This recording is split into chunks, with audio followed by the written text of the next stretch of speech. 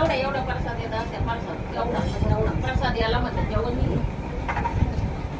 अगं गंजेचं काय झालं म्हणजे तसंच पडून जाणार.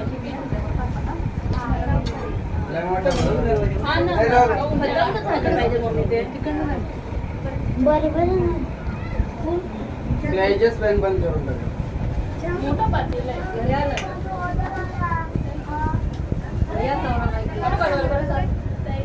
बाय.